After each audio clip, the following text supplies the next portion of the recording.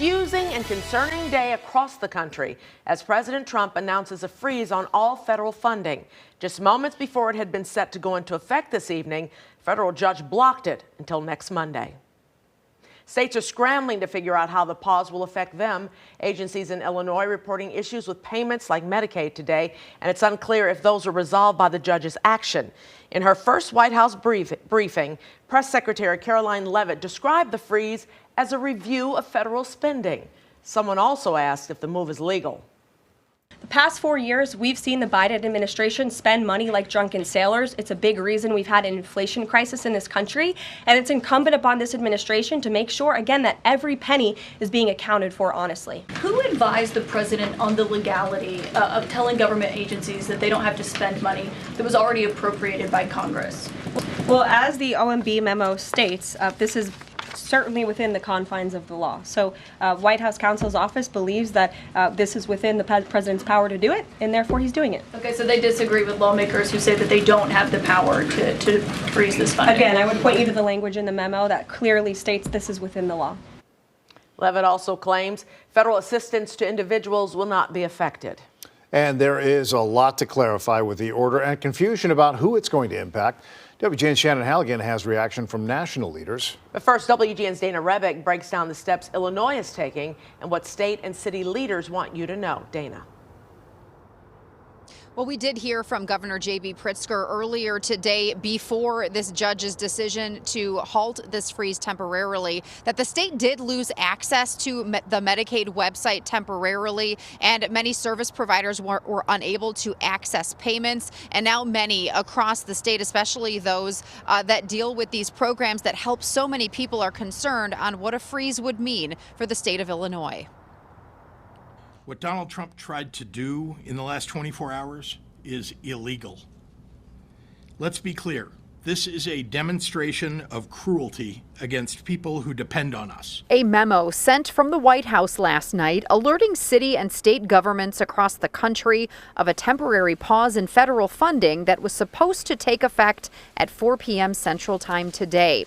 Under the Biden administration, $3 trillion was spent on more than 2,000 federal assistance programs last year. President Trump wanting to make sure federal spending doesn't conflict with his executive orders and actions issued since taking office. Someone you love will suffer because Trump's administration has chosen to trample on the United States Constitution and dishonor the promises made to the people who elected them. The cuts would impact a wide swath of programs, from support for veterans and the homeless to Head Start, Meals on Wheels, rental, utility, and child care assistance, and Title I education grants. So it's going to affect us greatly. Father Michael Flagger says St. Sabina Catholic Church receives about $2 million in federal funding each year for a number of community-based programs. We have about 30 people's jobs are at risk. I mean, our Violence Prevention Office, our Employment Resource Center,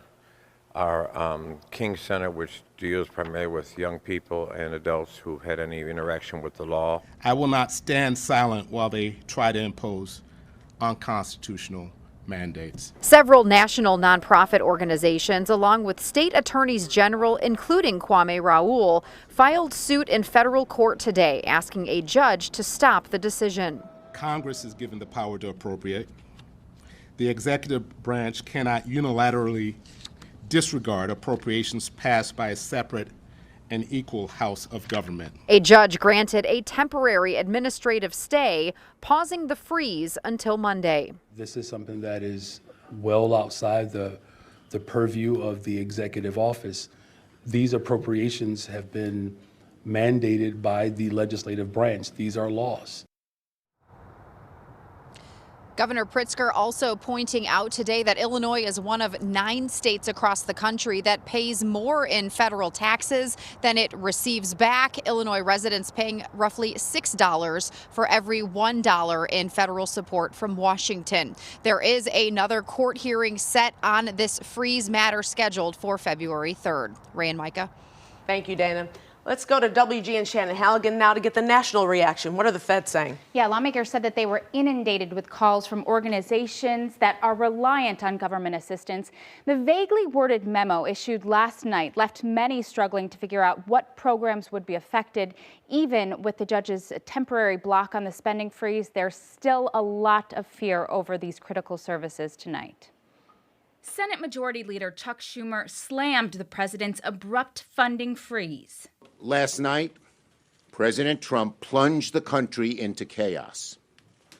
Without a shred of warning, the Trump administration announced a halt to virtually all federal funds across the country. He was joined by other Democratic leaders who called the actions illegal and reckless. This isn't surgery with a scalpel. It's not even surgery with a meat cleaver. This is surgery with a steamroller. Illinois Congressman Brad Schneider said it's Congress that has the power of the purse, not the president. The Trump administration effectively stealing money Congress appropriated for programs that help children, Head Start preschool, early childhood education, help veterans, federally qualified health centers, help seniors.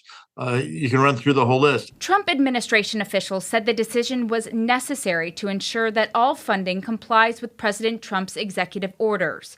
Even though a federal judge temporarily blocked the pause on funding, Senate Republicans said the freeze is necessary.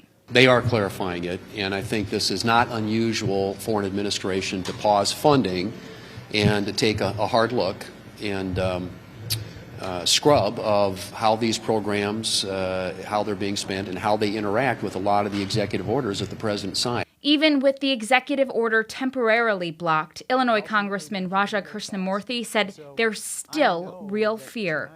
There are a lot of families that are going to be wondering, is food going to be on the table in light of this executive order freezing funding? Are we somehow going to be affected in where we live? Think of those children who are going to be in fear today. Trillions of dollars are potentially under review. The temporary block of the executive order lasts until Monday. Ryan Mike. We'll see what happens through then. Shannon, thank you.